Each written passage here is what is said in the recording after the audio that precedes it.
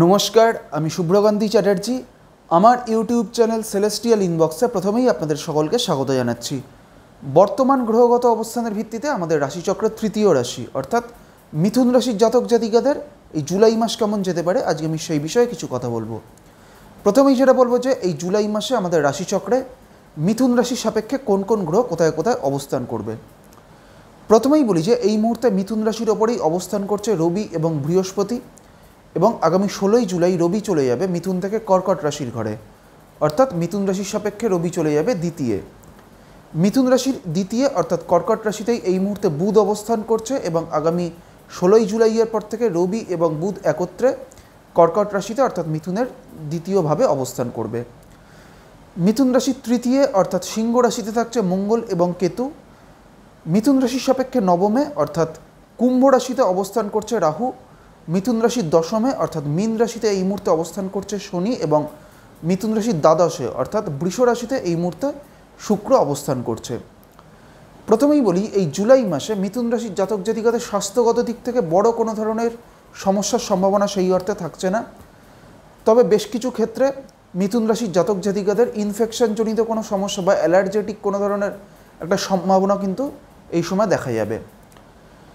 মিথুন রাশির জাতক জাতিকাদের ক্ষেত্রে আর্থিক আয়ের দিক থেকে এই জুলাই মাস কিন্তু একটা অত্যন্ত ভালো সময়। আর্থিক আয় উন্নতির দিক থেকে এই জুলাই মাস মিথুন রাশির জাতক জাতিকাদের ক্ষেত্রে সামগ্রিকভাবে একটা অত্যন্ত ভালো সময়, এবং এর পাশাপাশি মিথুন রাশির জাতক জাতিকাদের কর্মজীবনের ক্ষেত্রে বা তাদের কেরিয়ারের দিক থেকেও এই জুলাই মাসটা কিন্তু একটা অত্যন্ত ভালো সময়।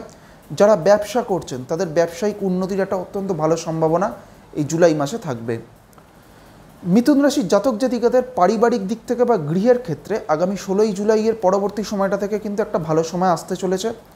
আগামী 16ই জুলাইয়ের পর থেকে মিথুন রাশির জাতক জাতিকাদের গৃহে কোনো শুভ কাজ সম্পন্ন হওয়ার একটা সম্ভাবনা থাকবে, বা গৃহে কোনো নতুন কোনো কিছু ক্রয় করা বা নতুন কোনো অ্যাসেট ক্রয়েরও একটা সম্ভাবনা মিথুন রাশির জাতক জাতিকাদের ক্ষেত্রে আগামী 16ই জুলাইয়ের পর থেকে থাকবে। এর পাশাপাশি মিথুন রাশির জাতক জাতিকাদের এই জুলাই মাসে দূরবর্তী কোনো স্থানের যাত্রা বা কোনো ধরনের ধার্মিক কোনো স্থান বা কোনো তীর্থযাত্রারও কিন্তু একটা সম্ভাবনা এই জুলাই মাসে থাকবে। মিথুন রাশির যারা শিক্ষার্থী তাদের ক্ষেত্রেও এই জুলাই মাসটা কিন্তু অত্যন্ত সামগ্রিকভাবে একটা ভালো সময়।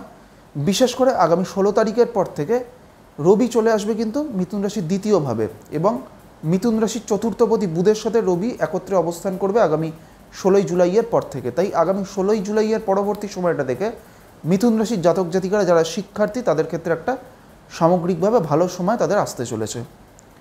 এইবার আমি আসছি মিথুন রাশির যে নক্ষত্রগুলি রয়েছে অর্থাৎ মৃগশিরা, আদ্রা এবং পুনর্বসু, এই তিনটি নক্ষত্রের জাতক জাতিকাদের এই জুলাই মাস কেমন যেতে পারে। প্রথমেই আমি আসছি মৃগশিরা নক্ষত্রের ক্ষেত্রে। মৃগশিরা হচ্ছে মঙ্গলের নক্ষত্র, এবং এই মৃগশিরা হচ্ছে আমাদের রাশিচক্রের 5 নম্বর নক্ষত্র বা পঞ্চম নক্ষত্র। মৃগশিরা নক্ষত্রের প্রথম দুটি চরণ বৃষ রাশিতে এবং শেষ দুটি চরণ রয়েছে মিথুন রাশির ঘরে। মৃগশিরা নক্ষত্রের জাতক জাতিকাদের ক্ষেত্রে কিন্তু এই মুহূর্তে বলবো আর্থিক উন্নতির দিক থেকে এই জুলাই মাসটা কিন্তু একটা অত্যন্ত ভালো সময়, কারণ বৃহস্পতি এই মুহূর্তে অবস্থান করছে সম্পদ নক্ষত্রে। সেই কারণে যাদের মিথুন রাশি, যাদের মৃগশিরা নক্ষত্র, তাদের আর্থিক উন্নতির দিক থেকে এই জুলাই মাসটা কিন্তু একটা অত্যন্ত ভালো সময়। মৃগশিরার পর হচ্ছে আদ্রা নক্ষত্র। আদ্রা হচ্ছে রাহুর নক্ষত্র, এবং আদ্রা আমাদের রাশিচক্রের 6ষ্ঠ নক্ষত্র। মৃগশিরার মতো আদ্রা নক্ষত্রের জাতক জাতিকাদের ক্ষেত্রে সামগ্রিকভাবে এই জুলাই মাসটা কিন্তু একটা ভালো সময়, যেহেতু বৃহস্পতি এই মুহূর্তে আদ্রার ওপরেই অবস্থান করছে। আর্থিক উন্নতির দিক থেকে বা কর্মজীবনের উন্নতির দিক থেকে কিন্তু এই সময়টা বা এই জুলাই মাসটা আদ্রা নক্ষত্রের জাতক জাতিকাদের ক্ষেত্রে একটা অত্যন্ত ভালো সময়। আদ্রার পর হচ্ছে পুনর্বসু নক্ষত্র। পুনর্বসু হচ্ছে আমাদের রাশিচক্রের 7ম নক্ষত্র, এবং পুনর্বসু হচ্ছে বৃহস্পতির নক্ষত্র। এই পুনর্বসু নক্ষত্রের প্রথম 3টি চরণ মিথুন রাশিতে, এবং শেষ বা চতুর্থ চরণটি রয়েছে কর্কট রাশির ঘরে। পুনর্বসু নক্ষত্রের জাতক জাতিকাদের মূলত কিন্তু এই সময়টা কর্মজীবনের ক্ষেত্রে কিছু পরিবর্তন হওয়ার কিন্তু একটা সম্ভাবনা এই সময় থাকবে। এর পাশাপাশি কর্মজীবনের দিক থেকে পুনর্বসু নক্ষত্রের জাতক জাতিকাদের ক্ষেত্রেও এই জুলাই মাসটা একটা ভালো সময়। তবে বেশ কিছু ক্ষেত্রে পুনর্বসু নক্ষত্রের জাতক জাতিকাদের তাদের কেরিয়ারে বা তাদের কর্মের ক্ষেত্রে, তাদের কর্মজীবনের ক্ষেত্রে কিছু পরিবর্তন হওয়ার একটা সম্ভাবনা এই জুলাই মাসে থাকবে। আজকে আমি আমাদের রাশিচক্রের তৃতীয় রাশি অর্থাৎ মিথুন রাশির জাতক জাতিকাদের এই জুলাই মাস কেমন যেতে পারে সেই বিষয়ে আলোচনা করলাম, এবং এর পাশাপাশি মিথুন রাশির যে নক্ষত্রগুলি রয়েছে অর্থাৎ মৃগশিরা, আদ্রা এবং পুনর্বসু, এই তিনটি নক্ষত্রের জাতক জাতিকাদেরও এই জুলাই মাস কেমন যেতে পারে সেই বিষয়ে আপনাদের একটা সংক্ষিপ্ত ধারণা দেওয়ার চেষ্টা করলাম। পরবর্তী ভিডিওগুলির মাধ্যমে আমাদের পরবর্তী যে রাশিগুলি রয়েছে সেই রাশিগুলির জাতক জাতিকাদের এই জুলাই মাস কেমন যেতে পারে সেই বিষয়ে আলোচনা করব।